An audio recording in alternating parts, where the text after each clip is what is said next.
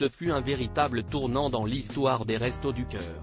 Après 30 ans de bons et loyaux services, Jean-Jacques Goldman a annoncé son départ en 2016. Le chanteur a connu les prémices de l'association, et a même écrit et composé le célèbre hymne des Enfoirés, la chanson des Restos, en 1986. Main dans la main avec son ami Coluche, et bien longtemps après, Jean-Jacques Goldman s'est investi de tout son cœur, dans l'association.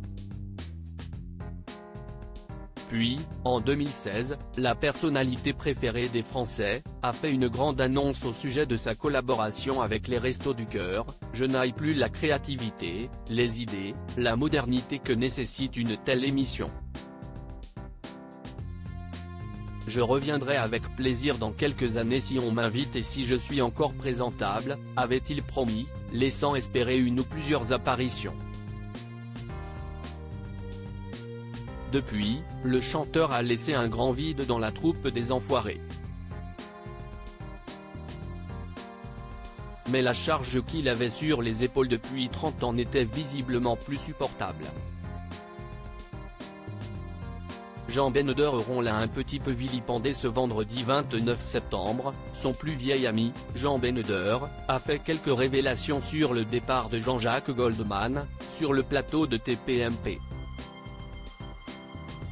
Celui qui a connu le chanteur sur les bancs du lycée a d'abord rappelé tout le travail que Jean-Jacques Goldman avait fourni, sur le devant de la scène comme derrière. « Je pense qu'il était un petit peu usé parce que ça lui prenait, je ne m'en étais pas rendu compte, la moitié de l'année », a-t-il d'abord confié, avant d'expliquer, il faisait tout.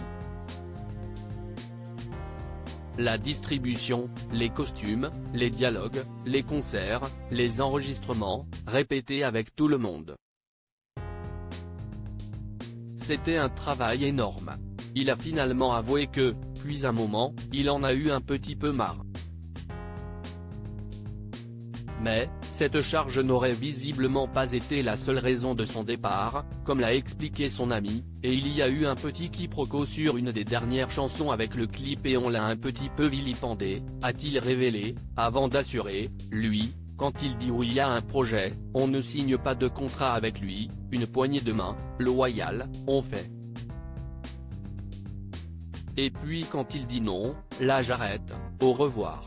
Avant de clôturer la conversation, Jean Beneder a tenu à rappeler, au sujet de son ami et de l'association qu'il a tant soutenu, 35 ans de bons et loyaux services quand même, ça a rapporté beaucoup d'argent.